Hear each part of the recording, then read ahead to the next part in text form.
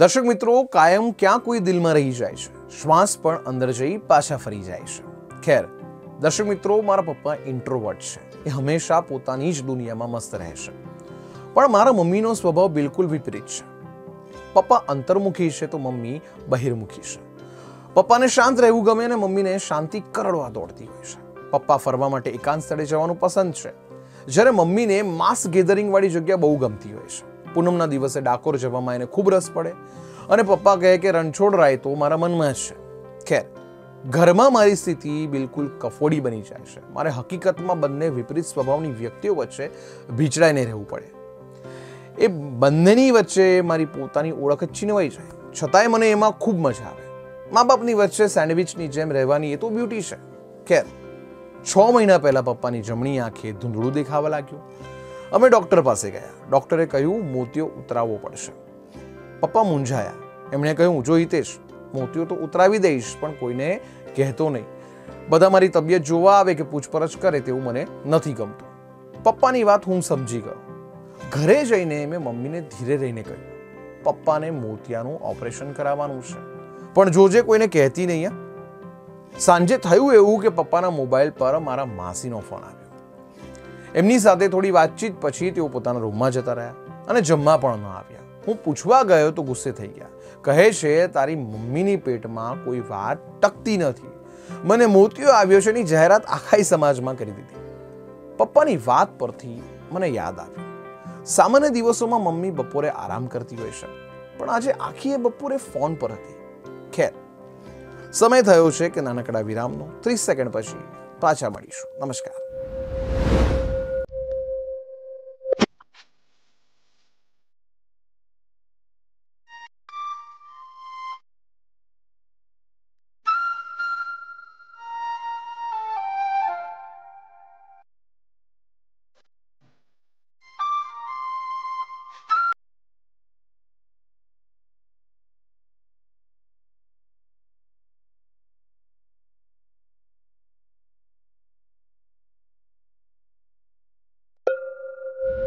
નમસ્કાર દર્શક મિત્રો, જીવન ન્યૂઝમાં આપનું સ્વાગત છે. હું છું હિતેશ અને તમે જોઈ રહ્યા છો તમારો ખાસ કાર્યક્રમ કેમ છો ગુજરાત. દર્શક મિત્રો, મારા ખાસ ફ્રેન્ડ અજયને દીકરો આવ્યો. અમે બંને જણા મીઠાઈની દુકાન પર ગયા અને 5 કિલો પેંડા ખરીદ્યા. અજયની હાર્દિક ઈચ્છા એવી કે પેંડા આપણે વૃદ્ધાશ્રમમાં વહેંચીએ. અમે વૃદ્ધાશ્રમ ગયા અને ત્યાં રહેતા વૃદ્ધોને પેંડા આપવા લાગ્યા. એક વૃદ્ધે પૂછ્યું, ભાઈ શાના પેંડા વહેંચો છો? અજયે કહ્યું, મારે ત્યાં દીકરો આવ્યો છે કાકા. વૃદ્ધે છણકો કરીને પેંડો પાછો આપી દીધો. વૃદ્ધનું વર્તન બરાબર ન હતું, પણ એમના છણકાનો અર્થ હું સમજી ગયો. મને બરાબર સમજાઈ ગયું કે અમે ખોટી જગ્યાએ ખુશી મનાવવા આવ્યા હતા. વાત એવી હતી કે દીકરાઓ રાખતા નથી, એટલે જ માતા પિતાને વૃદ્ધાશ્રમમાં રહેવું પડે છે. ખેર વૃદ્ધાશ્રમમાંથી બહાર નીકળતા જ એક પંક્તિ યાદ આવી. અજાણતાથી જ હાથથી સરી ગયા સંબંધો, સુકાયેલા પાંદડાની માફક ખરી ગયા સંબંધો, પ્રેમની મીઠાશ તો ક્યારની એ જતી રહી, બસ નામ પૂરતા માત્ર રહી ગયા અમારા સંબંધો. દર્શક મિત્રો, વાત છે સાવ અંગત, કોઈકને કહેતા નહીં. લ્યો પડી છે આપની લત, કોઈને કહેતા નહીં. દર્શક મિત્રો, 1 મહિના પહેલા મારા મામાની દીકરી એન્જલ ફર્ધર સ્ટડી માટે કેનેડા ગઈ. હું એને મૂકવા માટે અમદાવાદ એરપોર્ટ પણ ગયો હતો. ફર્ધર સ્ટડી તો બહાનું છે, હકીકતમાં એન્જલને કેનેડામાં સેટ થવું છે. બાળપણની એની એક ફ્રેન્ડ કેનેડામાં છે. એન્જલ એના ભરોસે ત્યાં ગઈ હતી, પણ હવે એ એન્જલને સપોર્ટ કરવા તૈયાર નથી. બીજી તરફ કેનેડાનું વેધર એને માફક આવતું નથી, એટલે બિચારી કંટાળી ગઈ છે. ગઈકાલે ફોન હતો, કહેતી હતી કે નોકરી મળતી નથી અને મળે છે એ કરવા લાયક નથી હોતી. ઇન્ટરનેટ પર વાંચ્યું તો ખબર પડી કે એન્જલ જેવા 5 લાખ ભારતીય વિદ્યાર્થીઓ ફર્ધર સ્ટડીના બહાને કેનેડા પહોંચ્યા છે ને ત્યાં કાયમી ધોરણે સેટ થવા માટે પોતાની શક્તિ બહારનું પરિશ્રમ કરી રહ્યા છે. ખેર કેનેડાની વાત નીકળી છે તો તમને જણાવી દઈએ કે 21 મેથી કેનેડાના સુપર વિઝાનો ઇન્ટેક શરૂ થવાનો છે, જેમાં કેનેડા 35,700 સ્પોન્સર પાસેથી સુપર વિઝાની અરજી મંગાવવામાં આવશે અને તેમાંથી લગભગ 20,500 લોકોથી વધુના સુપર વિઝા મંજૂર થઈ શકે છે, જેનો લાભ કેનેડામાં વસતા ભારતીયો લઈ શકે છે. કેનેડામાં વસતા લોકો દ્વારા 2020માં તેમના વાલીઓ અને દાદા દાદીને કેનેડા મુલાકાત માટે સ્પોન્સર કરતી સુપર વિઝા અરજી પર કામગીરી થશે. જેનો પોઝિટિવ જવાબ મળી શકે છે. આ સિવાય નવી અરજી કરનારા લોકો પણ સુપર વિઝાના આ ઇન્ટેકનો લાભ લઈ શકે છે.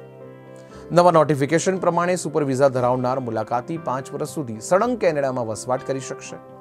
ઉલ્લેખનીય છે, આ વિઝા વાલીઓ અને દાદા દાદીને 10 વર્ષ સુધી મલ્ટિપલ એન્ટ્રીની સુવિધા આપે છે. દર્શક મિત્રો, એક પંક્તિ વાંચી, જુગાર નથી જિંદગી છે મારી, જુગાર નથી જિંદગી છે મારી, રમે તો જરા સંભાળીને રમશે. પણ જુગારિયા ક્યાં સમજે છે? એમના માટે તો જુગાર એટલે સર્વસ્વ. મહાભારત કાળથી જુગારના દુષ્પરિણામોની ચર્ચા થઈ રહી છે, છતાંય જુગારની બધી ખતમ થતી નથી. અલબત્ત બદલાતા સમય સાથે જુગારની વ્યાખ્યા અને એને રમવાના સરનામા બદલાઈ રહ્યા છે. હાલમાં આઈપીએલની મેચો ચાલી રહી છે, જેમાં ઓનલાઈન સટ્ટો રમવાની રીતસરની દોડ જામી છે. ઓનલાઈન એપ્લિકેશન પર રૂપિયાની લેવડ દેવડની વ્યવસ્થા પણ છે. ખેર, મોબાઈલ એપ્લિકેશનમાં લોકો 3 પત્તી, અંદર બહાર, પોકર અને ક્રિકેટનો સટ્ટો બિંદાસ રમી રહ્યા છે. દર્શક મિત્રો, ગઈકાલે વડોદરામાં એક જુગારના દુષ્પરિણામોને પ્રદર્શિત કરતી એક ઘટના સામે આવી. વાત એવી બની કે એક મહિલાએ અભયમને ફોન પર ફરિયાદ કરી કે મારો પતિ જુગારમાં આખોએ પગાર હારી જાય છે. અભયમની ટીમ જ્યારે મહિલા પાસે પહોંચી ત્યારે એની સ્થિતિ કફોડી હતી. એના કંગાળ થયેલા ઘરમાં ખાવાના પણ ફાફા હતા. ફી નહીં ભરવાને કારણે એના બંને બાળકોને સ્કૂલમાંથી કાઢી મુકાયા હતા. એનો પતિ મજૂરી કામે ગયો હતો. મહિલાએ અભયમની ટીમ સમક્ષ આપવીતી વર્ણવતા કહ્યું કે એનો પતિ જુગારનો એવો બંધાણી બની ચૂક્યો છે, એને એના બાળકોની પણ ચિંતા થતી નથી. એ રોજ મજૂરીએ જાય છે અને પૈસા પણ કમાય છે, પણ દિવસના અંતે બધા પૈસા જુગારમાં હારી જાય છે. પૈસા ના હોય એટલે હતાશ થઈને ઘરમાં ઝઘડા કરે છે. જુગારને લીધે ઘર નર્ક સમાન બની ગયું છે. મહિલાની કેફિયત સાંભળીને અભયમની ટીમે એના પતિને ઝડપી પાડ્યો હતો અને કડકાઈથી એને સમજાવ્યો હતો. પોલીસની સામે એને કબૂલાત કરી હતી કે હવેથી તે જુગાર નહીં રમે. જો કે એની આ ટેવ કેટલા દિવસ સુધી છૂટે છે એ તો આગામી સમય બતાવશે, પણ આ સમસ્યાને આપણે વિસ્તૃત રીતે સમજવાની જરૂર છે. જુગારની બદીને સમાજમાંથી નામશેષ કરવા માટે જે કરવું પડે તે કરવાની જરૂર છે. જો સમાજ જાગૃત થઈને આ સમસ્યા સામે લડશે તો અનેક પરિવારો વિખેરાતા બચી જશે. ખેર, મને લાગ્યું કે ત્યાં કોઈક મારું હતું, ગયો હું નજીક તો અંધારું હતું. દર્શક મિત્રો, સરસ પંક્તિ વાંચી, સાત તારો મજાનો લાગે છે, પ્રીત જાણે ખજાનો લાગે છે. હજુ તો કાલે જ મળ્યા હતા આપણે, છતાંય વીત્યો જાણે જમાનો લાગે છે. દર્શક મિત્રો, એક સ્કૂલમાં માસ્તરે સવાલ પૂછ્યો, દુનિયાનું સૌથી હિંસક પ્રાણી કયું? રાજુએ જવાબ આપ્યો, માણસ. જવાબ સાંભળીને માસ્તર ચક્કર ખાઈ ગયા. આપણે સમજી લેવું જોઈએ કે દુનિયાનું સૌથી હિંસક પ્રાણી માણસ છે. ખેર, રશિયા અને યુક્રેન વચ્ચે ખેલાયેલા યુદ્ધમાં કેટલાય નિર્દોષ લોકોના મૃત્યુ થયા છે. ઇઝરાયલ અને પેલેસ્ટાઇન વચ્ચેના વોરમાં હજારો નિર્દોષો માર્યા ગયા છે. એટલે સીધી વાત છે કે દુનિયાનું સૌથી હિંસક પ્રાણી માણસ છે. ખેર, તમે અને હું પણ માણસની કેટેગરીમાં જ આવીએ છીએ. પણ જ્યાં સુધી આપણે સામાજિક છીએ, એટલે કે સિવિલાઇઝ છે, ત્યાં સુધી આપણે સારા જ છીએ. અને જેવા અનસિવિલાઇઝ થયા એટલે આપણે પણ હિંસક બની શકીએ છીએ. બંને પરિસ્થિતિમાં પાતળી ભેદરેખા છે. એનું ઉલ્લંઘન કોઈ પણ સ્થિતિ કે સમયમાં થઈ શકે છે. એટલે આપણે આપણા બિહેવિયર પર હંમેશા કંટ્રોલ રાખવો જોઈએ. દર્શક મિત્રો, હવે સમય થયો છે નાનકડા વિરામનો, તો 30 સેકન્ડ પછી પાછા મળીએ. નમસ્કાર.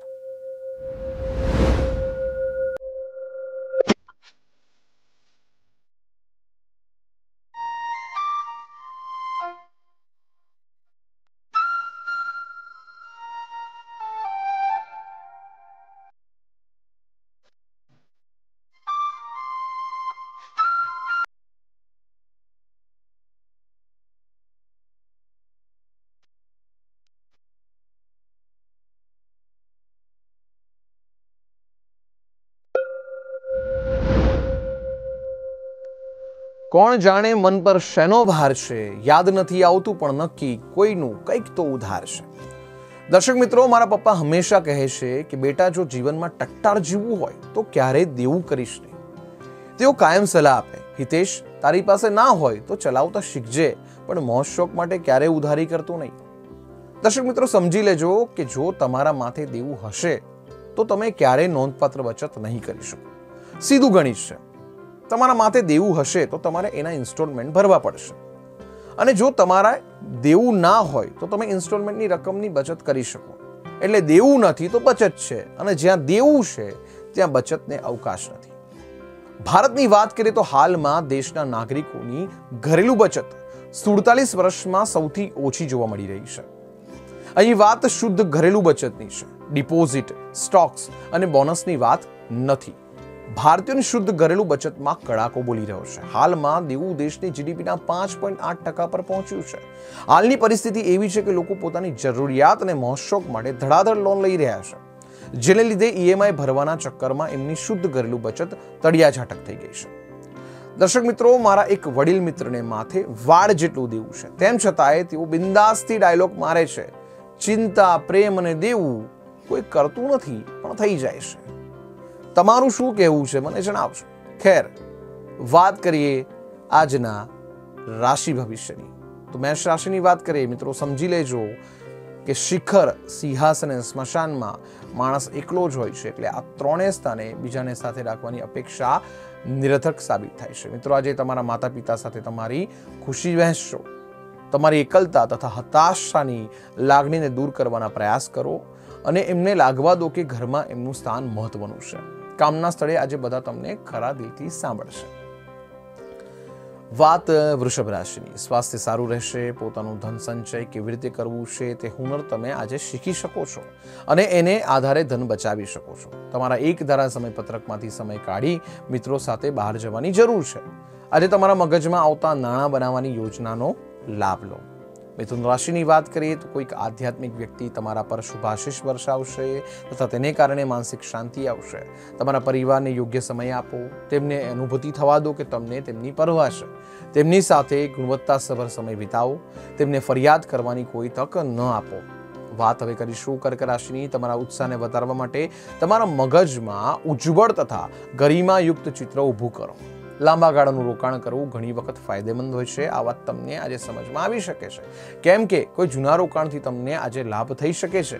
કુટુંબના સભ્યો સાથે તમારી સમસ્યાઓ શેર કરીને તમે હળવાશ અનુભવશો. આજે કામના સ્થળે તમે કશું ખરેખર અદ્ભુત કરશો. સિંહ રાશિની વાત કરીશું.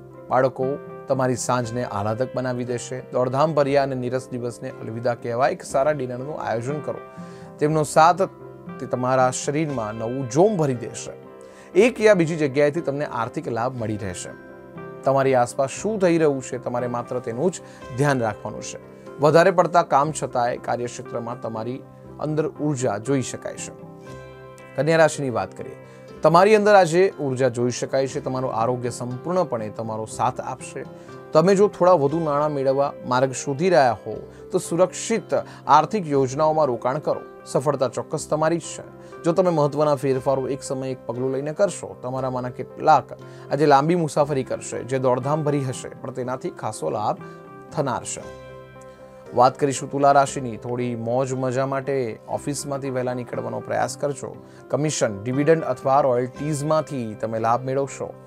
જો તમે કામ કરી રહ્યા હો તો તમારે બિઝનેસને લગતા સોદાઓમાં સાવચેતી રાખવી પડશે. તમારી વાતચીતમાં તમે જેવા છો એવા જ રહો, કેમ કે તમે જે નથી એ દેખાડવાથી તમને કોઈ જ ફાયદો નહીં થાય. વાત કરીશું વૃશ્ચિક રાશિની. આજે ટેન્શન મુક્ત અને શાંત રહેશો. બેંકને લગતા કાર્યો ખૂબ જ તકેદારીપૂર્વક પાર પાડવાની જરૂર પડશે. ઘરને લગતી બાબતો તથા ઘરના બાકી રહી ગયેલા કામ પૂરા કરવા માટે અનુકૂળ દિવસ છે. વધારે પડતા કામ છતાંય કાર્યક્ષેત્રમાં તમારી અંદર ઉર્જા જોઈ શકાય છે. ધનરાશિની વાત કરીએ. હળવા થવા માટે નિકટના મિત્રો સાથે સમય વિતાવજો. કોઈ નજીકના મિત્રોથી અમુક વેપારીઓને સારું ધન લાભ થવાની શક્યતા છે.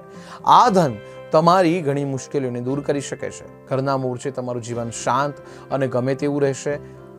આજે ઓફિસમાં તમે જે કામ કરી રહ્યા છો તે તમારી માટે આવનારા સમયમાં જુદી રીતે ફાયદાકારક સાબિત થઈ શકે છે. મકર રાશિ. તમે કોઈ બાબતે ચુકાદો આપતા હો ત્યારે સામેની વ્યક્તિની લાગણીઓની ખાસ દરકાર લો. તમારા દ્વારા લેવામાં આવેલો કોઈ ખોટો નિર્ણય ન માત્ર તેમના પર અવળી અસર કરશે, બલકે તમને પણ માનસિક તાણ આપશે. તમારી ઈચ્છાઓ પૂર્ણ થશે, કેમ કે આશીર્વાદ અને સારું ભાગ્ય તમારી તરફ આવી રહ્યું છે. કામમાં તમે જે સખત મહેનત કરી રહ્યા છો એનું વળતર તમને આજે મળશે. કુંભ રાશિની વાત કરીએ. આઉટડોર રમતો તમને આકર્ષશે. ધ્યાન તથા યોગ લાભ લાવશે. લાંબા ગાળાના દ્રષ્ટિકોણથી રોકાણ કરવું જરૂરી છે. આજે કાર્યક્ષેત્રમાં તમારા કોઈ જૂના કામની પ્રશંસા થઈ શકે છે. તમારા કામના લીધે તમારી પદોન્નતિ પણ સંભવ છે. પદ ઉન્નતિના કારણે વેપારી લોકો જોડે વેપાર આગળ વધારવા માટે સલાહ લઈ શકે છે.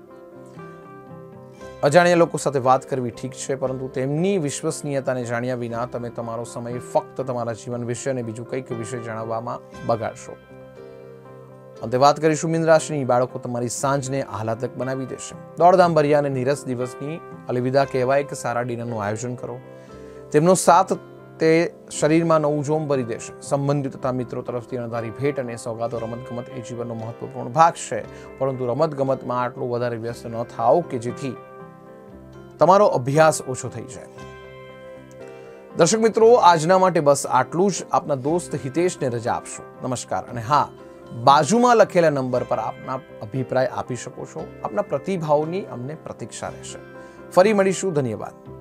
દર્શક મિત્રો, કેમ છો ગુજરાત કાર્યક્રમ તમે લોકલ ગુજરાતી ચેનલ જીવન ન્યૂઝ પર SSDM સેટઅપ બોક્સની ચેનલ નંબર 580 પર રોજ બપોરે 12 વાગે અને સાંજે 7 વાગે રિપીટ જોઈ શકશો. અસ્તુ.